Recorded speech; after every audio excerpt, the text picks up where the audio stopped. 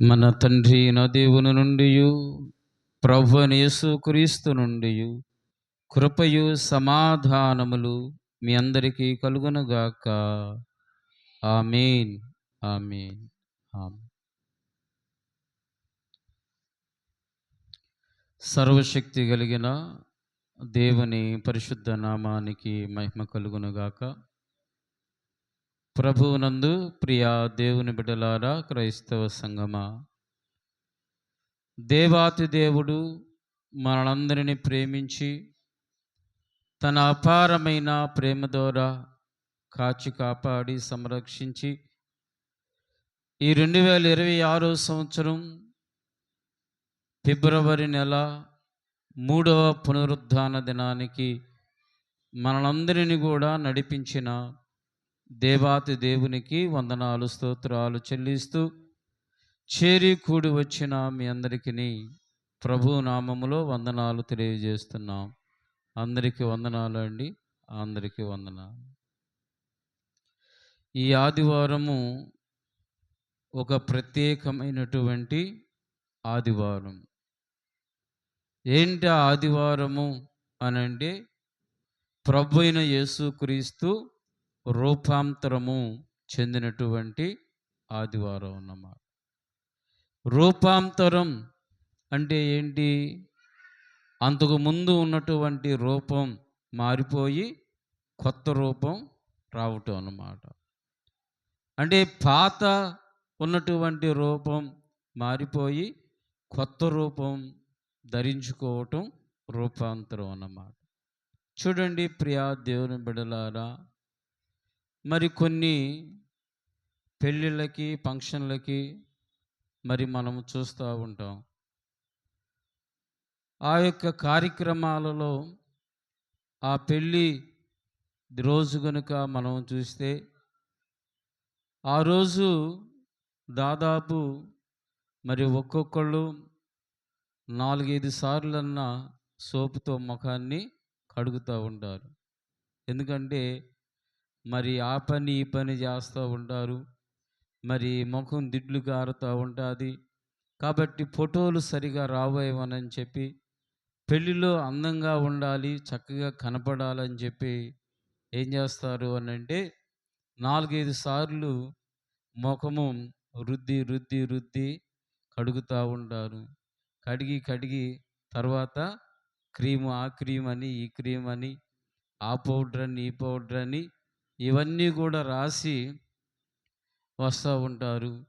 ఆ టయానికి కొద్దిగా రూపం ఏమైద్ది, మారిద్దన్నమాట. అంతకుముందు ఉన్నటువంటి రూపం కంటే కొత్త అంటే ఇంకొక రూపంలోకి మరి మారుతూ ఉంటుందన్నమాట. మరొకసారి మరి ప్రార్థనకి చెప్పారు, ప్రార్థనకి వెళ్ళాలి. అయితే ప్రార్థనకి వెళ్ళాలంటే మరి వాళ్ళు సడన్గా, పాస్టర్ గారు వెంటనే మీరు రావాలి, అర్జెంటుగా మీరు రావాలి, ప్రార్థనకి సమయం అయిపోతుంది అని చెబితే, నేనేం చేశానంటే హడావుడిగా స్నానం చేసిన తర్వాత ఆ ముఖం తుడుచుకుని, ఆ ముఖం మరి సరిగా తుడుచుకుని లేక ఆ తడి ముఖం మీద పౌడర్ రాసుకుని వెళ్ళి నిలబడితే ఆ ముఖం అంతా ఎలా ఉంది, మచ్చలుగా తెల్లగా మరి పళ్ళు వచ్చినట్టుగా ఉంది. అందరు నా ముఖం వంక చూస్తున్నారు. ఏంటి నా ముఖం వైపు చూస్తున్నారని చెప్పేసి అనుకుంటే, పాస్టర్ గారు ముఖం తుడుచుకోండి అంటున్నారు అతను వచ్చి. ఎందుకంటే ముఖం ఆ రూపం ఏంటంటే ఒక్కొక్కసారి మారిపోతూ ఉంటుంది. కానీ భౌతికమైనటువంటి రూపం కాదు మారాల్సింది. ఇక్కడ రూపాంతరము అనంటే, ఈ మత్తయి శుభవార్త 17వ అధ్యాయం 1వ వచనములో, 6 దినములైన తరువాత యేసు పేతురును, యాకోబును, అతని సహోదరుడైన యోహానును ఎంటబెట్టుకుని ఎత్తైనకు కొండ మీదికి ఏకాంతముగా పోయి వారి ఎదుట రూపాంతరము పొందెను అనంట. చూడండి ఇక్కడ 6 దినాలు అయిన తరువాత అని చెప్పి మనకి వ్రాయబడిందన్నమాట. 6 దినాలు అనంటే ఎప్పటి నుంచి 6 దినాలు?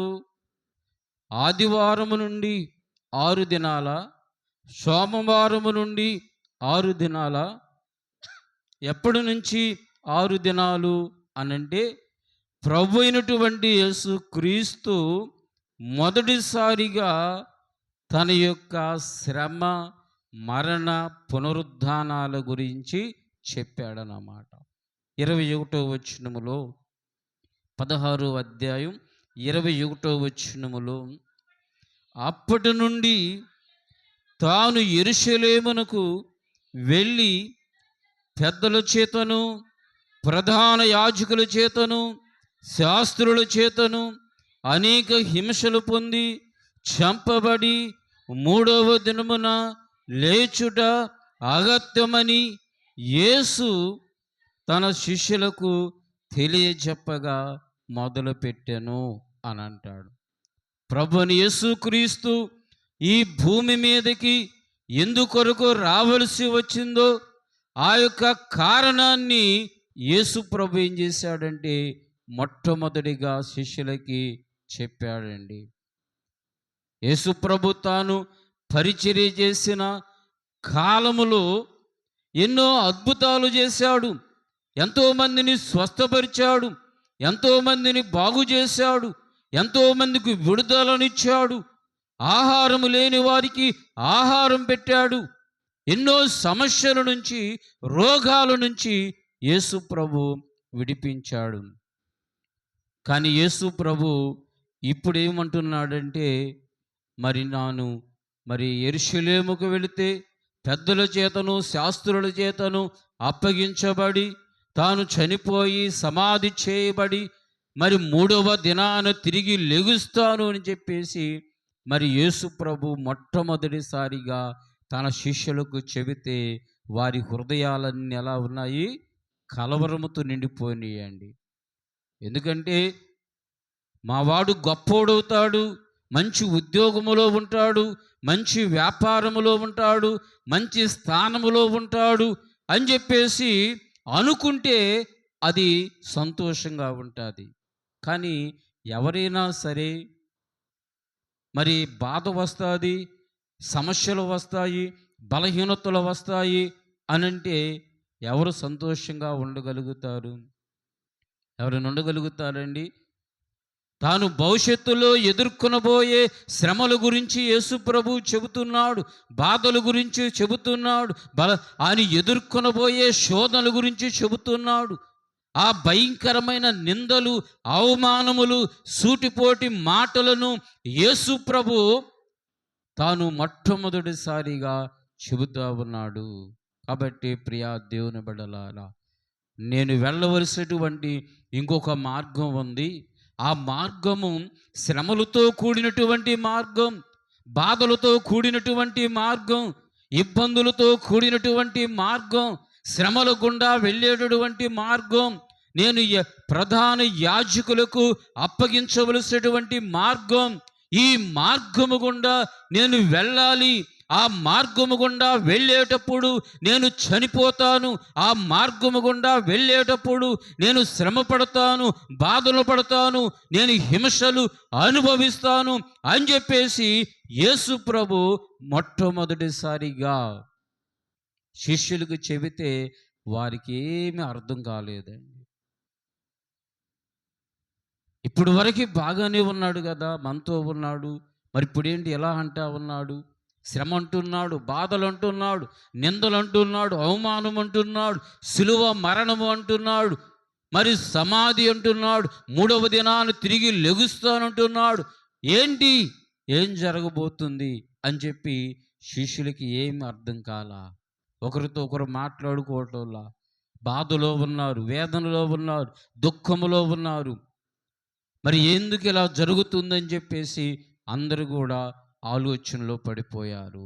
ఆలోచనలో పడిపోయినటువంటి వారితో అలాగే బాధలో ఉన్నటువంటి హృదయాలతో, వేదనతో ఉన్న హృదయాలతో, దిగులుతో ఉన్న హృదయాలతో, ఆందోళనతో కుమిలిపోతున్న హృదయాలతో యేసు ప్రభు 6 దినాలైన తర్వాత అప్పుడు వారికి అసలైనటువంటి రూపాన్ని వారికి చూపిస్తా ఉన్నాడు.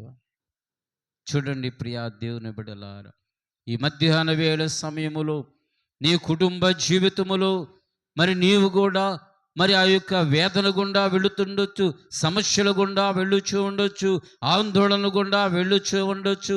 నీ హృదయములో ఏదో ఒక విచారము ఉండొచ్చు, ఏదో ఒక దిగులుతో నీ హృదయము బాధపడుతూ ఉండొచ్చు.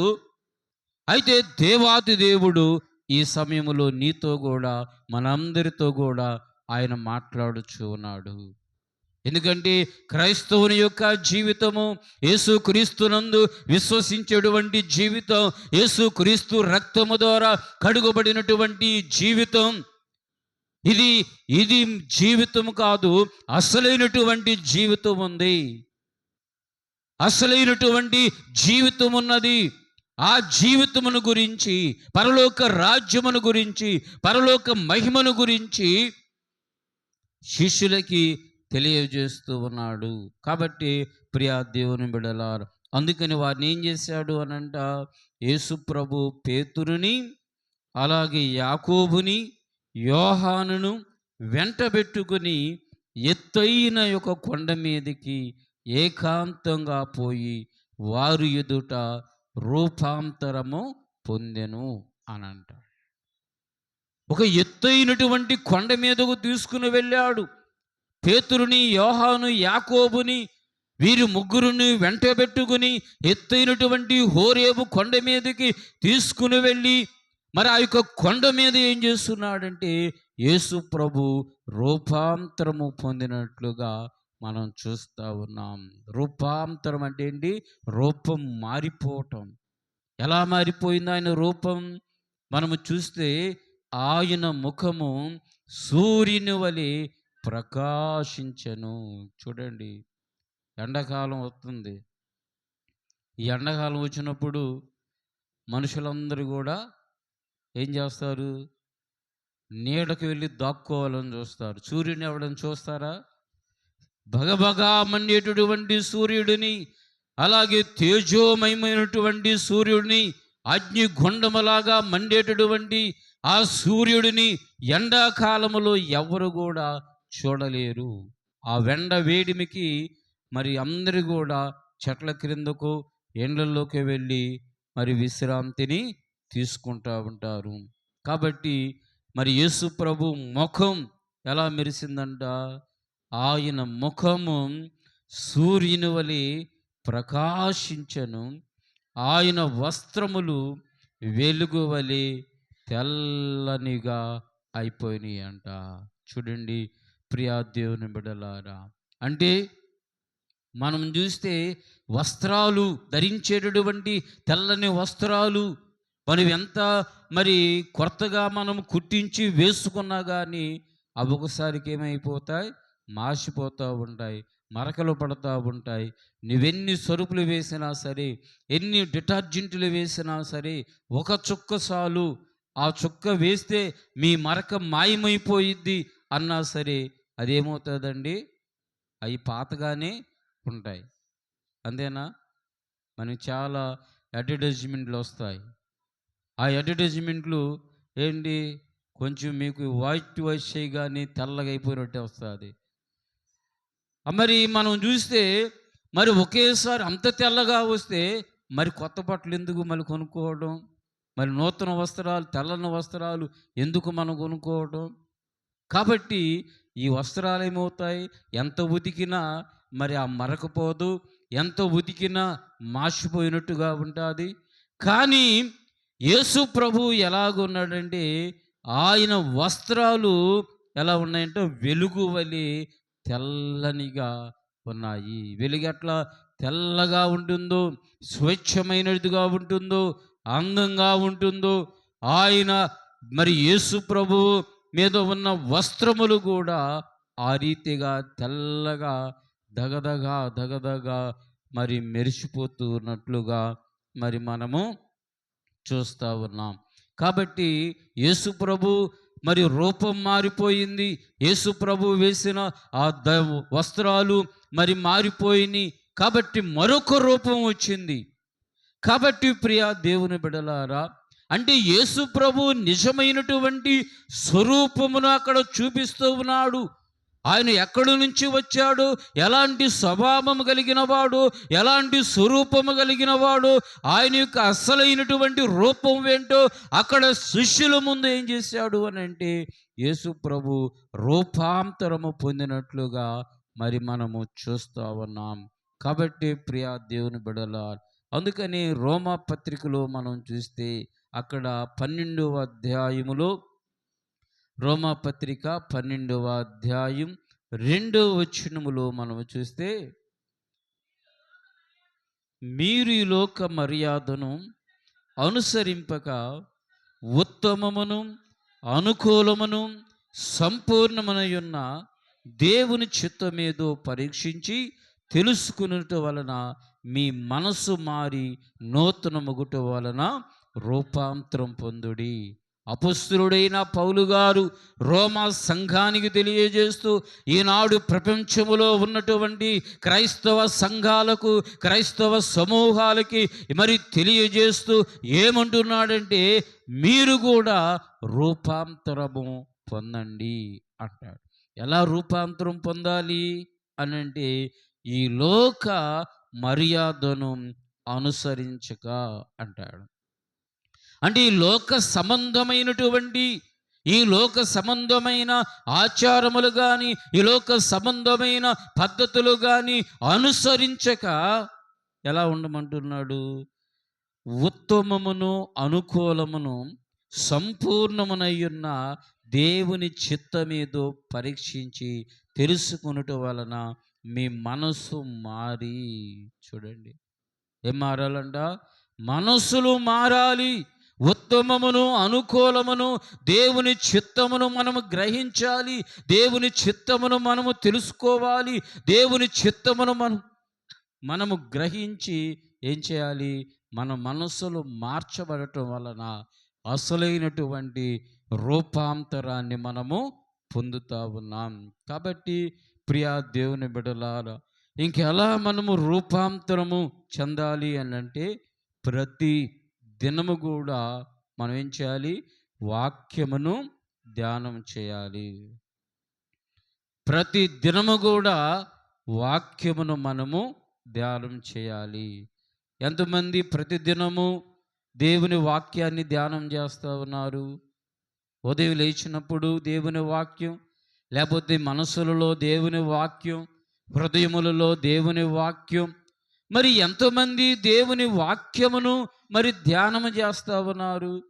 కాబట్టి దేవుడు అంటున్నాడు, దేవాతి దేవుడు తెలియజేస్తూ, ప్రతిరోజు కూడా వాక్య ధ్యానం చేయాలి.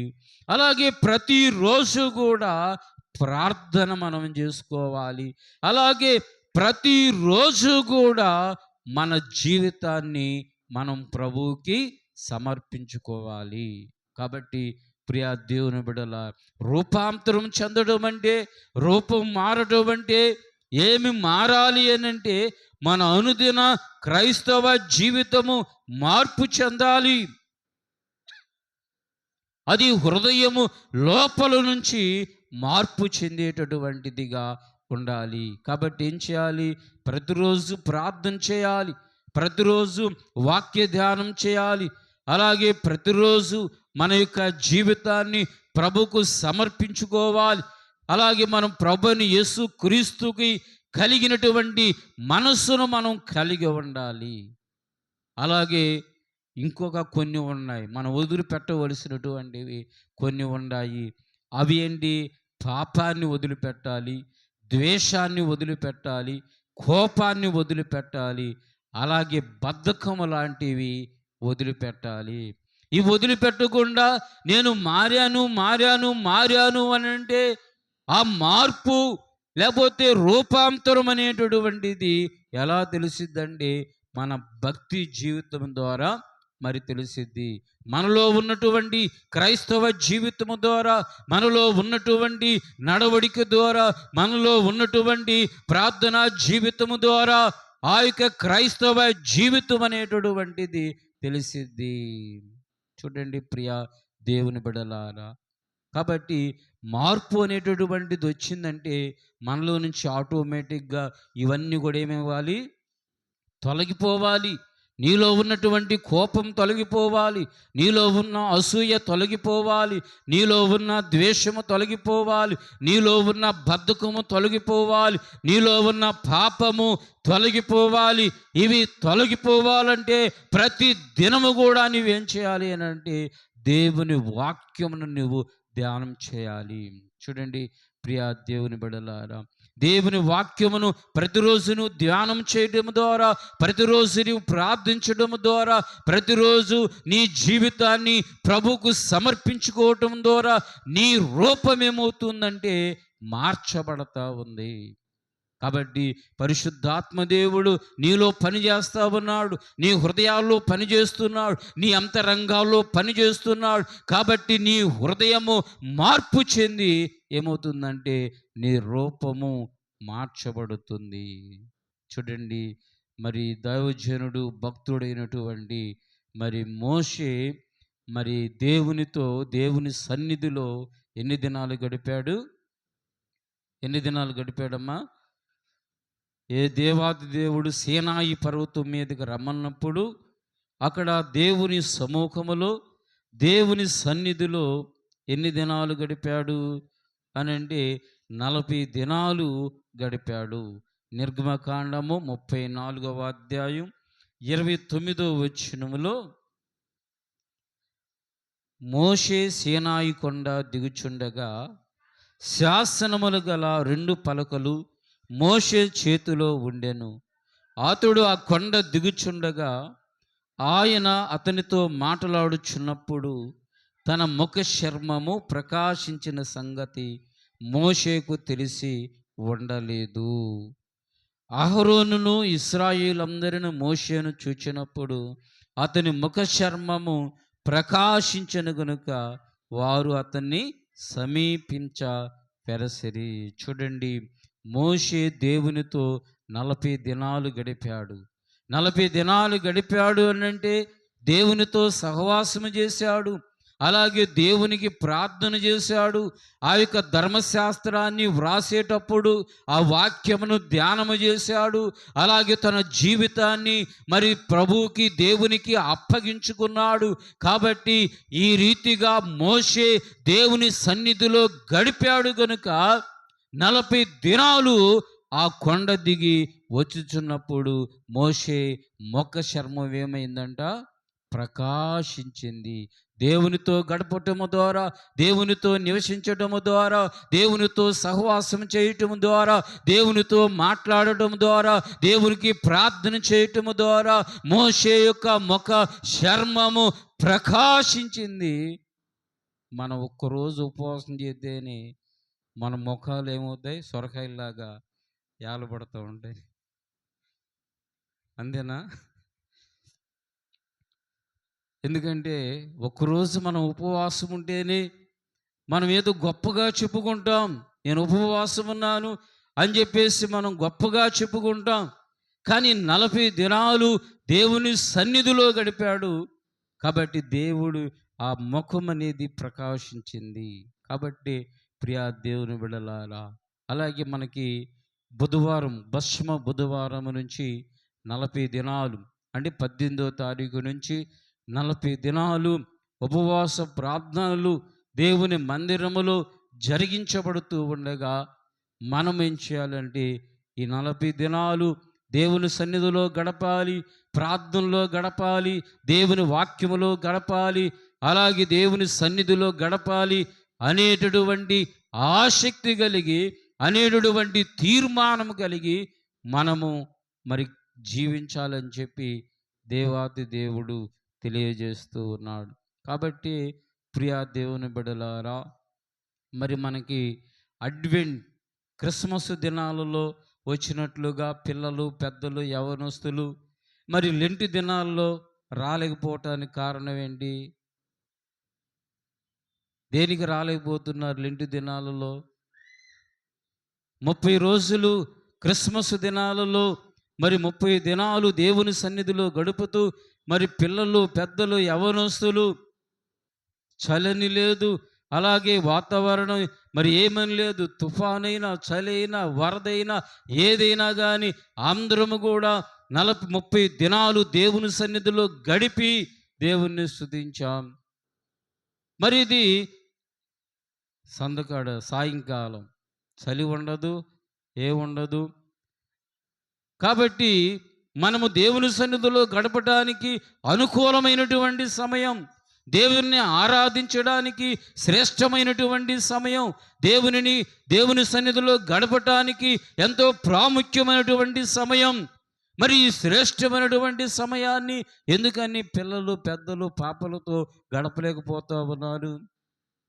ప్రియా దేవుని బిడ్డలారా, కాబట్టి మన జీవితాల్లో ఈ 40 దినాలు, మన సంవత్సరానికి ఒకసారి వచ్చేటటువంటి ఈ 40 దినాలు నేను దేవుని సన్నిధిలో గడపాలి, దేవుని సన్నిధిలో ధ్యానం చేయాలి, దేవుని సన్నిధిలో ప్రార్థించాలి, నా జీవితాన్ని ప్రభువుకు సమర్పించుకోవాలి అనేటటువంటి ఆసక్తి ఎందుకు ఉండటం లేదు?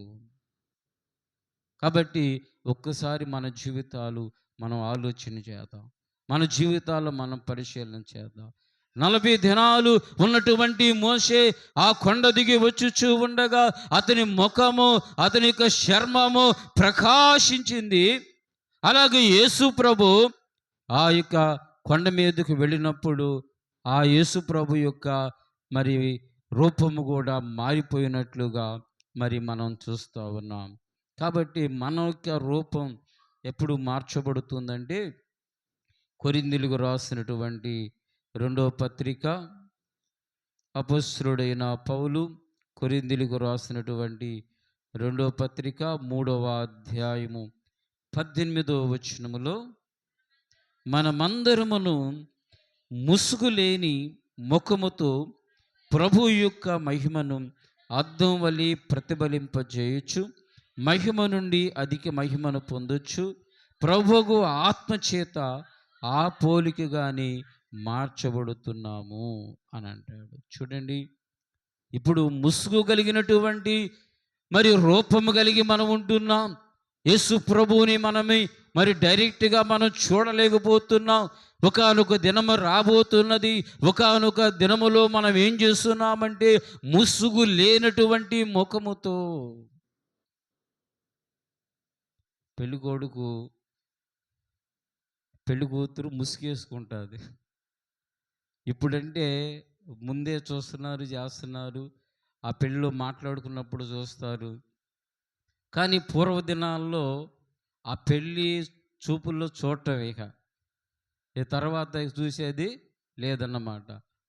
పెళ్ళికి వచ్చినప్పుడు కూడా ఎలా తీసుకొస్తారు? ముసుగేసుకుని తీసుకొస్తారన్నమాట. అంటే పెళ్ళి కుమారుడు ఆ పెళ్ళి పాటలు పాడేంతవరకు, అలాగే వాక్యం చదివేటంతవరకు, అలాగే ప్రమాణాలు చెప్పించేంతవరకు పెళ్లి కూతురు ఎలా ఉంటుంది? ముసుగుతోనే ఉండేదన్నమాట, ముసుగుతోనే ఉండేది. మరి పెళ్లి కుమారుడు ఆశ ఏంటి? ముసుగు లేని ముఖం చూడాలని. ముసుగు లేనటువంటి ముఖాన్ని ఎప్పుడు చూద్దామని చెప్పి పెళ్లి కుమారుడు ఆశతో ఎదురు చూస్తూ ఉన్నాడు. అలా ఆశతో ఎదురు చూసేటటువంటి పెళ్లి కుమారుడు ఒక్కసారిగా ఆ యొక్క ముసుగు తీసేసి చూసినప్పుడు పెళ్లి కుమారుడు ఏం చేస్తాడండి? ఎంతో సంతోషిస్తాడు, ఎంతో ఆనందిస్తాడు. చూడండి ప్రియా దేవుని బిడ్డలారా, అలాగే మనము ఇప్పుడు ముసుగు వేసుకుని ఉన్నాం. కానీ ఒకానొక దినమున మనం ఏం చేస్తున్నామంటే ముసుగు లేనటువంటి ముఖముతో ఎవరిని చూస్తూ ఉన్నాం? యేసు ప్రభువుని చూస్తున్నాం. దేవుని స్తోత్రం, హల్లెలూయా. కాబట్టి ప్రియా దేవుని బిడ్డలారా, అప్పుడేమవుతుందంటే మన రూపం మారిపోతుంది. ఈ రూపం ఉండదు, ఈ రూపం ఉండదు, ఈ స్వభావం ఉండదు, ఈ పోలిక ఉండదు. మన యేసు ప్రభువుని డైరెక్ట్గా మనం చూసేటప్పుడు ఏమవుతుందంటే మన మన రూపము మారిపోతుంది. కాబట్టి ప్రియా దేవుని బిడ్డలారా, అందుకని ఓ పాత పాట, నా రూపమే మారనంటూ నిన్ను చూచువేళ, నిన్ను బోలి ఉండేనంట నీవు వచ్చువేళ, నా రూపమే మారనంటూ నిన్ను చూచువేళ, నిన్ను బోలి ఉండేదనంట నీవు వచ్చువేళ, అనంతమైన నీ రాజ్యమే నా సొంతమయ్యా,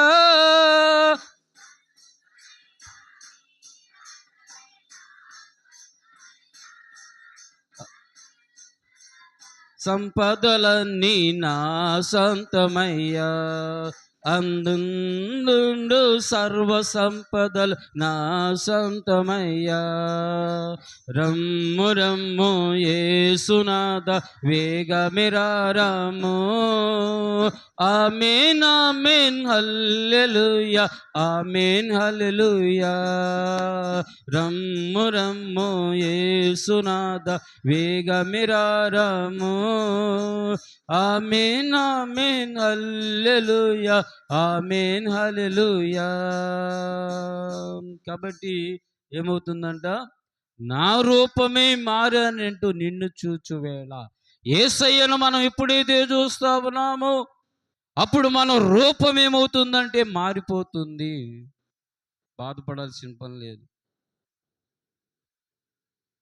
ముఖం మీద మచ్చలున్నా బాధపడాల్సిన పని లేదు. నల్లగా ఉండా తెల్లగా ఉండా బాధపడాల్సిన పని లేదు. ఎందుకంటే అక్కడ ఇవేవి కూడా ఉండవు, ఇవేవి కూడా ఉండవు. నా ముఖం మీద అవి ఇవి ఉన్నాయని నువ్వు బాధపడాల్సిన పని లేదు, కృంగిపోవలసిన పని లేదు.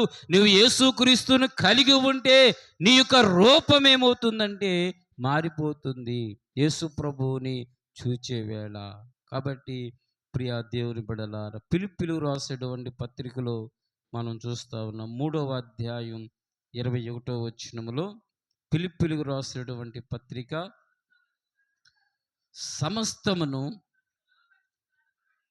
తన లోబరుచుకున్న జాలిన శక్తిని బట్టి ఆయన మన దీన శరీరమును తన మహిమగల శరీరమునకు సమరూపము గల దానిగా మార్చును అని అంటాడు.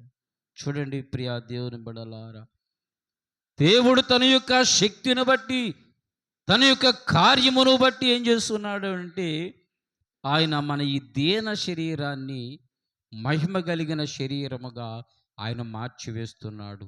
కాబట్టి రూపం మారిపోతుంది, స్వభావం మారిపోతుంది, ఆలోచన మారిపోతున్నాయి. ఆయన మహిమ కలిగిన రూపం. మొట్టమొదట దేవుడు ఆదాము అవ్వను చేసినప్పుడు ఎలాంటి రూపం అండి? ఎలాంటి రూపం? మహిమ కలిగిన రూపం. మహిమ కలిగిన రూపంతో ఉన్నారు. కాబట్టి మహిమ కలిగిన రూపంతో యేసు దేవుని కొరకు ఎదురు చూశారు.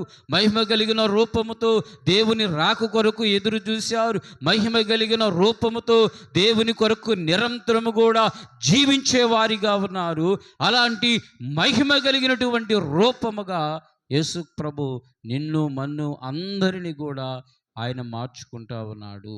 కాబట్టి ప్రియా దేవుని బిడ్డలారా, ఆ విషయాన్ని పేతురు గారు ఏం చేస్తున్నాడంటే, మేము చూసాం, యేసు ప్రభు రూపం మారిపోవడం చూసాం, అంతరంగం మారిపోవడం చూసాం.